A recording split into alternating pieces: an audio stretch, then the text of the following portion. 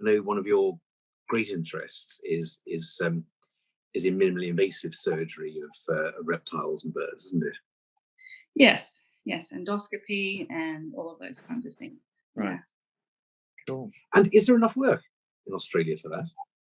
I don't know what the exotics market's like at all. Yeah, I mean, so we don't have a lot of the exotic species you would see in the UK and the States, but we have all of our native species. So all of our native parrots and reptiles, we do have to have licenses to keep them as pets, but there's certainly a huge variety of species that we see here too. Mm-hmm.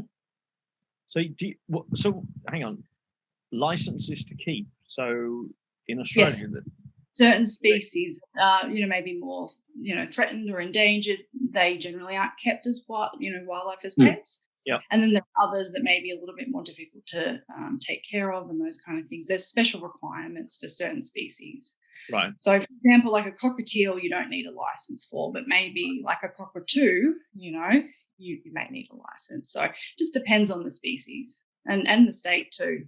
A lot of it's state regulations. Right. I think Australia generally is better at bionorming, isn't it? At keeping the extant fauna and flora as stable as possible. They try to. Well, if you think about it, we're an island, so we're very vulnerable. There's a lot of diseases that we don't have in Australia.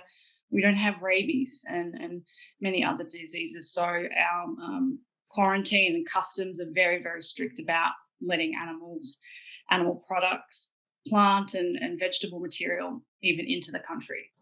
Mm-hmm. Very strict. There's even a TV show about that, isn't there? Yeah, there is border control. Customs. I think it's great. I've seen it a few times. It's great. I love it. It. It's brilliant, isn't it? Yeah. You cannot bring a tin of tuna in here, mate. You can't. No. So presumably, no one's allowed to keep primates in Australia.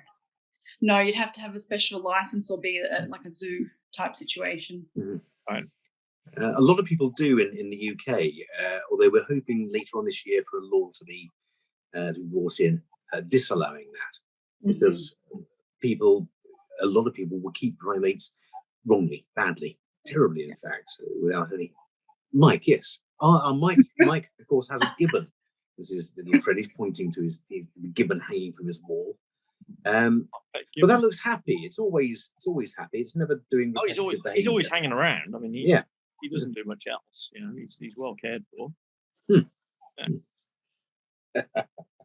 I'll apply for a license. Yeah. So, what made you particularly interested in exotics? In fact, let's go even further back. Wind it back. I'm rather intrigued on this one because we all follow our different career paths, don't we? Yeah. But veterinary medicine is quite unique as with other medicines, in that it's a vocation, isn't it? It's a profession. It's a vocation. So it's no holiday for me. Certainly not. Oh, sorry, vocation. But vocation, yeah. Austria. Yeah.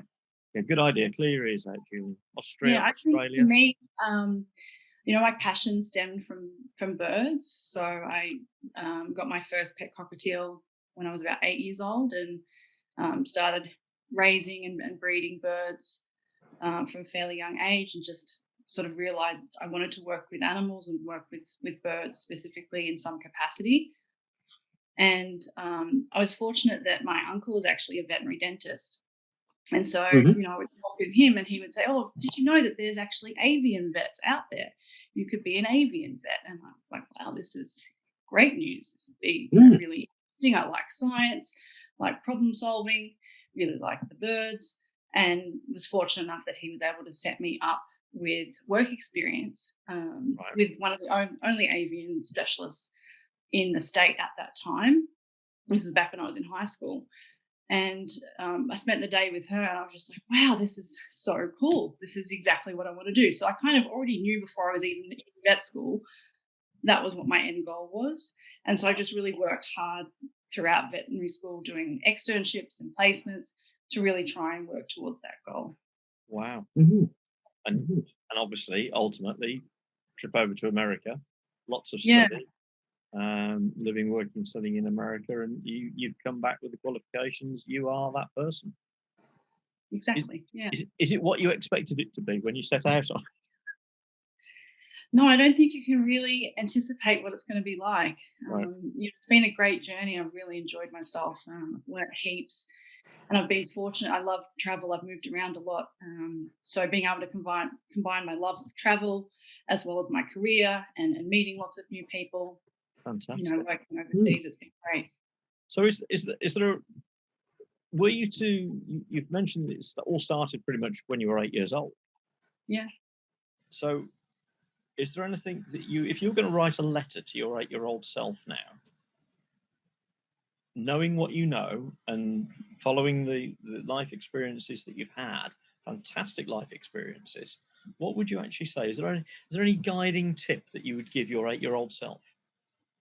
I think I would say, keep at it, keep at the dream. Don't be afraid of failure, because there were several times where I was worried that I wouldn't reach my goal, that I wouldn't get high enough marks to get into veterinary school. I wouldn't pass my exams. All those times where I had doubt, I'd go back and say, you get there in the end, one way or the other, by working hard, and don't worry about how long it takes, or the fear of failure and the doubts that you have, that eventually it will all work out. Wow. So perseverance. You wouldn't say run away, do something else. No, I can't think of anything else I'd rather do, honestly. There's no other job that I think that I would enjoy. Fantastic.